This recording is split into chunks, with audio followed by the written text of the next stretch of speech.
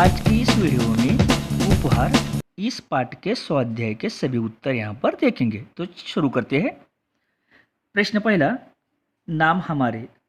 तो यहाँ पर आपको क्या करना है, चित्र देखकर चित्र का नाम पहचानना है। जैसे घर, ये चित्र है नदी का। अमरूद, ये चित्र है पहाड़। अनाज से भरी बोरी, चाबियां, भीड़, पानी का गिलास, बुजुर्ग व्यक्ति, आम की पेटी। और आगे देखिए, विचार मंथन।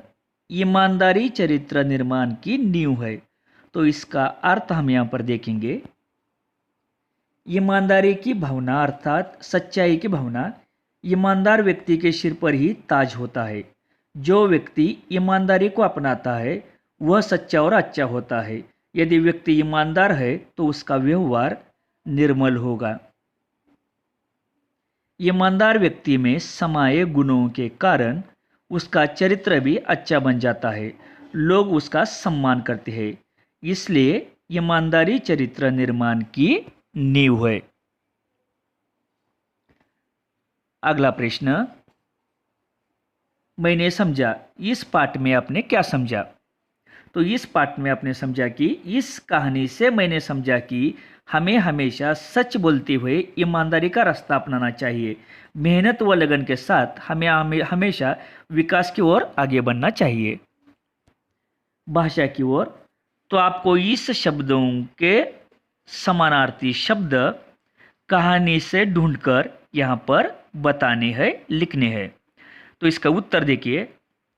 सखा समानार्थी शब्द मित्र, जननी माँ, वृक्ष पेड़, भगिनी बहन, नयन आंख। तो ये थे समानार्थी शब्द। बताओ तो सही, बड़े होकर क्या बनना चाहते हो? तो आप अपनी कल्पना से भी या आप बड़े होकर क्या बनना चाहते हो वो आप खुद भी लिख सकते हैं। उदाहरण के तौर पर यहाँ पर देखेंगे। दुनिया में बीमारियां बढ़ती जा रही है। जब मैं बीमार लोगों को देखता हूँ तो मुझे बहुत दुख होता है। इन लोगों का कष्ट मैं डॉक्टर बनकर ही दूर कर सकता हूँ, इसलिए मैं डॉक्टर बनना चाहता हूँ। मैं इसे अपनी मातृभूमि की सेवा करना अपना दायित्व समझूंगा। मैं वहाँ के आसपास अभ्यास शुरू कर दूंगा। इस घटना में कि मैं एक डॉक्टर में बदल गया। गरीब लोगों के लिए इलाज मुफ्त होगा। मैं कभी किसी को कुचलूंगा नहीं। मैं अपने रोगियों के परीक्षण और उपचार के बारे में सतर्क रहूंगा। मैं साधारण हिस्सों में शहरों का दौरा करूंगा। डॉक्टर के बारे में हर व्यक्ति कहता है कि डॉक्टर भगवान है, इसलिए मैं एक डॉक्टर बनना चाहता हूं और हर मदद करना चाहता हूं। एक अच्छा और कुशल डॉक्टर मानो भगवान का ही रूप है। वह निराश मरीजों को जीवन की नई आशा देता है। उनके पास बीमारियों से परेशान लोग आते हैं और फिर हंसते मुस्कुराते हुए लौटते हैं। उनके उदास चेहरों पर खुशी की चमक देखना बहुत अच्छा लगता है। आजकल डॉक्टरी इलाज बड़ा महंगा हो गया है। गरीब मरीजों के पास इतने पैसे नहीं होते कि वो ठीक से अपना इलाज करा सके। डॉक्टर बनकर मैं वैसे मरीजों की सहायता करना चाहता हूँ। मैं मरीजों की ठीक तरह जांच करूँगा। मैं उनकी बीमारी का सही निदान करूँगा। मैं उन्हें जितनी आवश्यक हो उतनी ही दवाएं दूंगा। आगे किसने किससे कहा है बताओ। प्रश्न, तुम यहाँ उदास क्यों बैठे हो? इसका उत्तर, यह वाक्य परी ने ऋत्विक से कहा। दूसरा, मेरी पोटली गिर गई है रास्ते में। इसका उत्तर, यह वाक्य राहगीर ने ऋत्विक से कहा। और कोई पहचान बताओ। यह वाक्य ऋत्विक ने राहगीर से कहा। अगला प्रश्न, नहीं नहीं, अब तो तुम ही मेरे साथी हो, मित्र हो। यह वाक्य ऋत्विक ने पुस्तक से कहा। सदैव ध्यान में रखो, सच्चाई में ही सफलता निहित है। तो इस वाक्य का अर्थ हम यहाँ पर देखेंगे।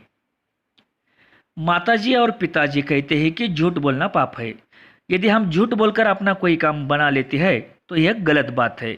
इसके अलावा हमारी सच्चाई का पता चलने पर हमारा बना बनाया काम बिगड़ सकता है। हमारे दोस्तों का यकीन हम खो देंगे और हम अंततः असफल हो जाएंगे। इसके विपरीत यदि हम सच्चाई के साथ अपने लक्ष्य की तरफ बढ़ते रहेंगे तो हम अवश्य एक दिन सफल होंगे। हमें हर परिस्थिति में सच्चाई का दामन नहीं छोड़ना चाहिए।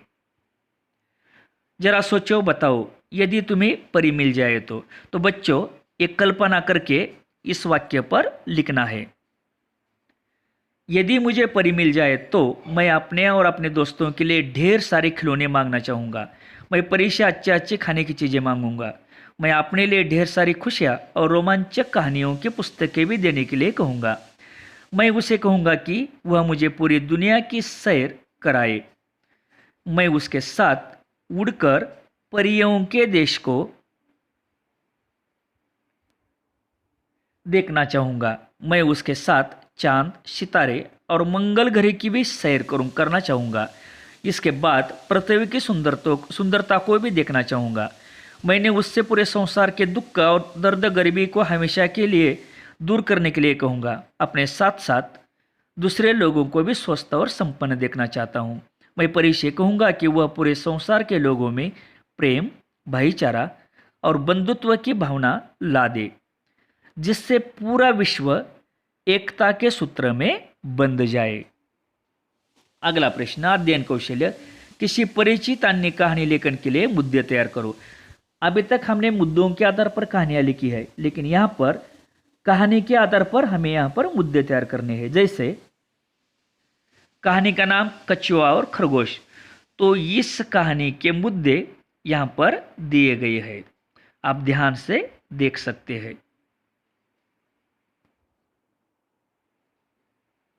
इस मुद्दों के आधार पर कहानी लिखनी है, लेकिन हमने यहाँ पर कहानी के आधार पर मुद्दे तैयार किए हैं। अगला प्रश्न, स्वयं अध्ययन। तो यहाँ पर इस चित्र का क्या करना है, विज्ञापन तैयार करना है। विज्ञापन मतलब हम जब मूवीज देखते हैं, कार्टून देखते हैं, सीरियल देखते हैं, तब इसकी जो हम एडवर्टाइज आती है किसी चीज़ की या बैनर उस चीज़ की जानकारी के लिए होते हैं, उसको विज्ञापन कहते हैं। देखो इस पर विज्ञापन तैयार किया गया है। आइए आइए आइए, नवजीवन संस्था द्वारा आयोजित पुस्तक प्रदर्शनी। मुख्य आकर्षण बाल साहित्य व विज्ञान पर आधारित पुस्तकें। समय सुबह 9 बजे से शाम 6 बजे तक। तो ऐसे उस पुस्तक के बारे में जानकारी लिखा हुआ फलक लगाया होता है। दिनांक 15-16 नवंबर, मतलब 2 दिन तक ही रहेगा। स्थान पुस्तक संस्था मिनीनगर, मुलुंड, मुंबई। और यहाँ पर उस कंपनी का ईमेल आईडी या दुकान का ईमेल आईडी दिया गया है। यहाँ पर देखो खेल की वस्तु यह है, इस पर विज्ञापन तैयार करना है। खुशखबर खुशखबर खुशखबर, आपके शहर में पहली बार नवजीवन स्पोर्ट्स स्टोर। यहाँ पर सभी प्रकार के खेल की सामग्री मिलेगी। उद्घाटन के दिन प्रत्येक खरीदी पर 25% की छूट। आइए मौके का लाभ उठाइए। पता नवजीवन स्पोर्ट्स स्टोर, 424 टिळक नगर, दादर, मुंबई। नीचे ईमेल आईडी दिया गया है। तो बच्चों यहाँ पर वीडियो समाप्त हो गया है।